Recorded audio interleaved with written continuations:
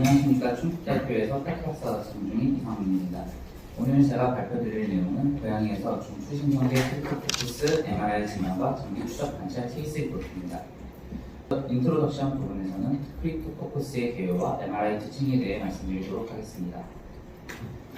크립토코커스는 피막을 가진 흉묘균인 크립토코커스 네오포만스와 크립토코커스 가티에 의해 발생하는 전신성 진균 감염입니다. 이 균은 중추신경계에 대한 친화성이 매우 높은 것이 특징입니다. CNS로 들어오는 진입 경우는 크게 두 가지입니다. 첫째는 비강에서 크리블폰 플레이트를 통한 직접 확산이고, 둘째는 폐에서 흡입된 균이 혈행성으로 전파되는 경우입니다. 진입한 균은 일단 서브아라크노이드 스페이스에 도달한 뒤 셀라지 패턴으로 뇌내에서 확산됩니다. 첫째, 서브아라크노이드 스페이스 내에 메닌질 스프레드로 메닌자이티스가 형성되고, 둘째, 퍼포레이팅 알테리 주위에 벌코로빈 스페이스로 진입해 젤라티너스 슈도시스트를 형성하며, 셋째, 뇌실질을 침범해 그래놀로마토스 리액션이 일어나면 크립토코코마가 형성됩니다. 이 세 가지는 별개의 메커니즘이지만 한 환자에서 공존할 수도 있습니다. 개와 고양이에서의 차이를 보면 고양이에서 가장 흔한 전신성 진균 경로로 보고되며 고양이에서는 슈도시스트가 보고되어 있지만 강아지에서는 그러지 못합니다. 또한 영상학적으로도 고양이에서는 페리페랄 림이네스먼트가 보고되어 있으며 강아지에서는 보고 자체가 적습니다. 고양이 CNS 크립토코커시스의 MRI 소견은 크게 네 가지 패턴으로 분류할 수 있습니다. 첫째, 메닌자이티스 패턴은 가장 약한 형태입니다. 뇌수막의 조형 증강이 주요 소견이고 실질 병변 없이 나타날 수 있기 때문에 비조형 영상에서는 놓치기 쉽습니다.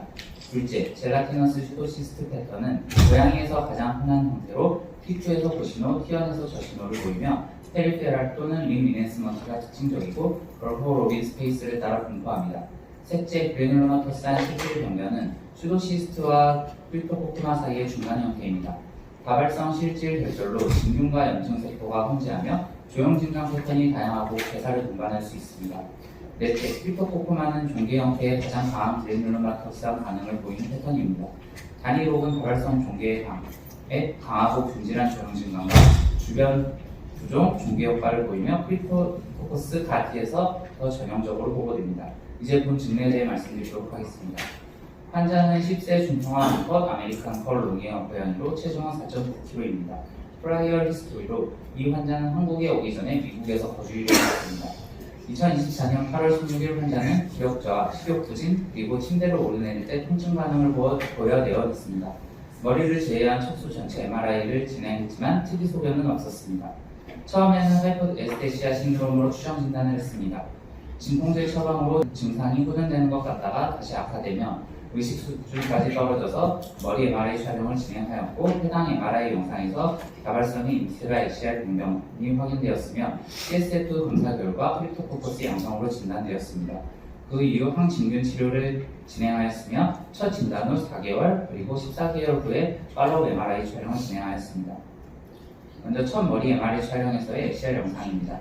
양측 전두엽에 대칭성을 보이는 T2 클레어 고신호, T1에서 저에서 종신호, 조형 시 페리페랄 이넨스먼트를 보이는 경계 다소 불명확한 종개 형태의 병변이 확인되었습니다. 좌측의 병변의 크기가 우측보다 경미하게 바꿔서 좌측에서 우측으로의 미들라인 식도 확인됩니다. 후방으로 같은 양상의 병변이 연속되어 있습니다. 혼수 수준에서 손해와 뇌줄기 사이에 양측 대칭성의 T2 고신호, 플레어에서 경미한 고신호, T1에서 저신호를 나타내는 종개 형태의 병변이 확인되며 조형시 중심부의 조형 증상을 나타내고 있습니다. 두 위치의 병변 모두 T2 스타와 DWI에서는 특이적인 소견 보이지 않았습니다. 세지탈 T2 강조 영상으로 전두엽과 폰수 수준의 병변으로 인한 매스 이펙트로 트랜스텐토리얼 허니에이션과 손해 압박 확인되며 CSF 흐름장애로 인한 전부 척수의 프리시링스 확인되었습니다. 비인루 등쪽 위치의 연부조직 종개 또한 확인됩니다. 같은 날 진행한 CSF 검사 결과에서는 TNCC 900 이상의 호중부성 플레옥사이토시스가 확인되었습니다. 그림뱃에 의뢰한 PCR 패널을 보시면 크립토코커스에 대해서 양성, CT 밸류는 30.8% 검출되었습니다. 영상 소견과 종합하여 CNS 크립토코커시스로 최종 진단하였습니다. 크립토코커시스로 확진된 이후 적극적인 치료를 진행하였습니다. 항진균제로는 CNS 침투성이 우수한 플루코나졸을 10mg/kg POBID로 사용했습니다. 프레드니솔론은 0.3mg/kg BID로 시작해 점진적으로 감량하다가 종료하였습니다. 이전 연구에서 진단 초기 글루코콜티코이드 사용이 양호한 예후인자로 보고된 바를 참조하였습니다. 그 외 메트로니다졸, BDCA, 오메프라졸을 보조적으로 병용했습니다. 치료 종료 시점은 추적 MRI와 CSF 검사 결과를 판단해서 결정하기로 하였습니다. 팔로업 영상입니다. 1차 추적 MRI는 치료 시작 후 약 3.5개월 시점인 2025년 1월 11일에 시행되었습니다. 전두엽 위치의 병변은 그 크기가 경미하게 증가되어 있으며 이전보다 명확한 관계를 나타내고 있습니다. 좌우측 병변 크기의 비대칭성이 이전보다는 심화되어 좌측에서 우측으로의 미드라인 시프트도 이전에 비해 심화되어 있습니다. 조형식 병변 주변과 병변 내부의 조형 증가 확인됩니다. 후광으로도 크기 증가 확인되며 병변의 경계가 뚜렷해지면서 병변 주변으로의 티브 플레어 고신호의 에데마도 증가되어 있습니다. 폰스 수준의 병변은 이전보다 병변 크기가 확연히 감소되었으며 중심부 조형 증가 나타내고 있습니다. 1차 추적 시점의 T2 세스타 영상입니다. 여전히 메스 이펙트로 인한 트랜스텐토리얼 헤니에이션, 손의 압박, 프레시링스 확인됩니다. CSF 검사 결과는 이때 모두 음성으로 전환되었습니다. 2차 추적 검사는 첫 진단 후 14개월 시점에 시행되었습니다. MRI 교체로 인해 이전 영상과 다소 차이를 보이고 있습니다.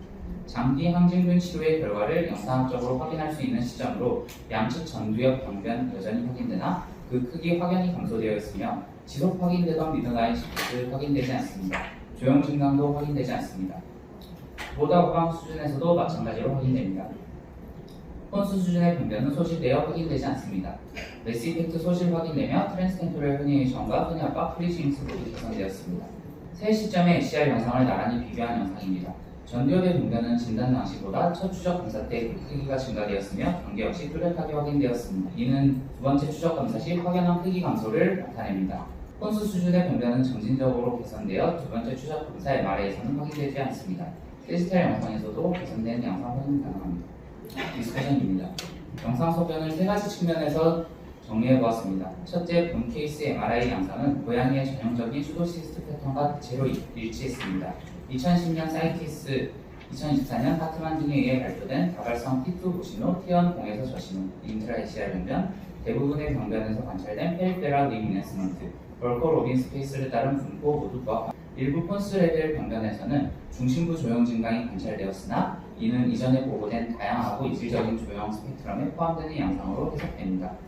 둘째, 본 케이스가 기존 보고와 차별화되는 부분은 병변이 양쪽 대칭의 분포를 보인다는 점입니다. 전두엽과 폰스 수준 모두에서 병변은 양측 대칭으로 분포했고 이는 기존 펠라인 CNS 크립토코시스에서는 별도로 강조되지 않은 부분입니다. 실제 이 양측 대칭성은 이상적으로 중요한 함정이 될 수 있습니다. MRI에서 양측 대칭의 병변을 보면 판단자는 일반적으로 메타볼릭 엔세팔로패시나 토식 엔세팔로패시를 먼저 의심하게 됩니다. 그러나 본 케이스에서 확인했듯 양측 대칭성은 벌커 로빈 스페이스 주변 슈도시스트 형성 메커니즘상 해부학적으로 당연히 예상되는 영상입니다. 이번 케이스에 가장 주목할 만한 영상 소개는 양측 대칭적으로 분포하는 슈도시스트 병변입니다. 흥미로운 점은 이 패턴이 이니악의 클래식 MR 파인딩과 매우 닮아있다는 점입니다. 따라서 본 케이스는 이니악에서 클래식으로 알려진 양측 대칭성 슈도시스트 패턴이 고양이에서도 동일하게 발생할 수 있음을 보여주는 사례로서 영상학적 의의가 있습니다. 왜 양측 대칭으로 나타내는지 메커니즘을 살펴보도록 하겠습니다. 양측 대칭으로 나타나는 이유는 명확합니다. 해부학적으로 퍼포레이팅 알테리가 양측 대칭으로 배치된 구조이기 때문에 크립토코커스는 양측 퍼포레이팅 알테리의 벌커 로빈 스페이스에 거의 동시에 진입하게 됩니다. 결과적으로 슈도시스트도 양측 대칭으로 형성되는 것입니다.